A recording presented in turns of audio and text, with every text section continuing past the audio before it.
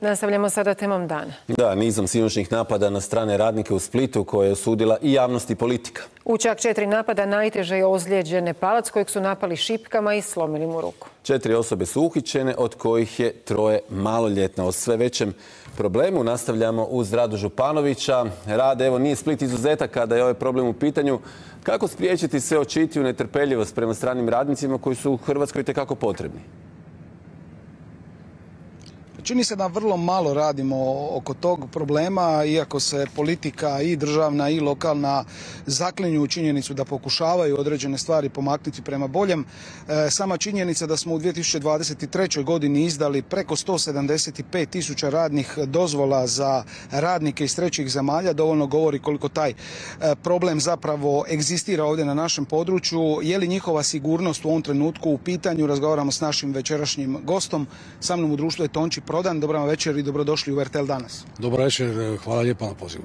Kako vi komentirate ovu činjenicu koja nije baš simptomatična za grad Split, koji se inače gleda kao jedan tolerantan grad? Pa da, i Split i Hrvatska zapravo je tolerantno društvo i ovo su situacije koje nam ne služe na čast u tom smislu. Zašto je tomu tako? Mislim da je više razloga.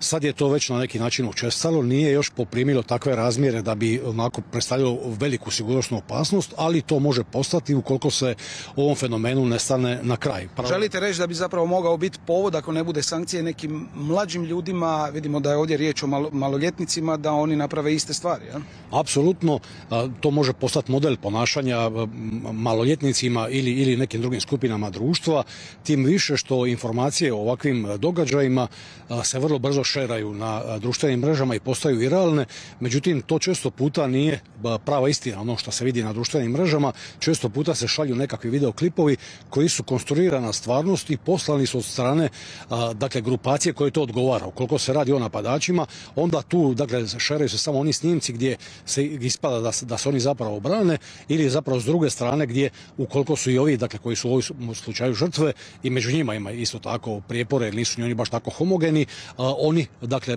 mogu isto tako na društvene mreže poslati takve sadržaje i to dodatno raspiruje onda strasti, a osobito ukoliko se radi o mržnji. Što bi ovdje mogao biti povod za ovakav napad? Ovdje je riječ o, čuli smo, policija je dala informaciju, 4 uhićene mlade osobe, od kojih je tek jedan stariji punoljetnik. Odgovore na to će imati sigurno policija, u konačnici i sud. Dakle, ima tu puno zlatih pitanja kriminalistike na koje treba odgovoriti. Tko je to napravio, što, gdje, kada, na koji način, s kim.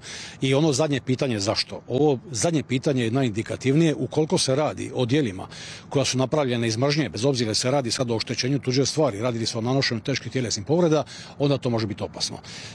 Tu društvo mora reagirati promptnije.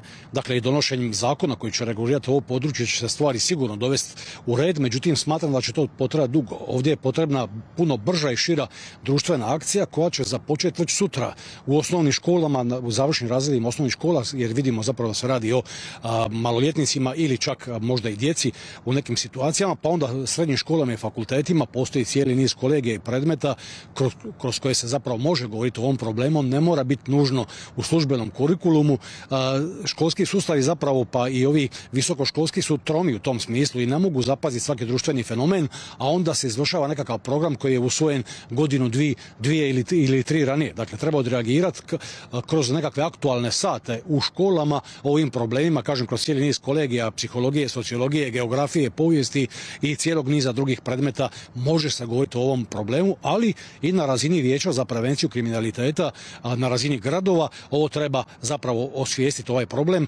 Mislim da je zapravo da su građani, a osobito mlađa populacija koja nema uopće kompletne informacije o tome da se radi o ljudima koji su došli u Hrvatsku praktički trbuhom za kruhom, a Hrvatska ih očajnički treba jer nemamo ljudi, nemamo radne snage. Hvala vam puno, Tonči, na ovom razgovoru. To smo čuli i u onom našem prvom javljanju na otvaranju Dnevnika. Danas su zapravo ljudi koji dolaze iz trećih zemalja ovdje kao radnici na neki način u štrajku. Čuli smo poruku i od splitskih ugostitelja. Oni su u tihom štrajku i čini se da taj sustav brze dostave hrane ovdje u gradu Splitu danas ne funkcionira. Što će biti sutra, ostaje vidjeti.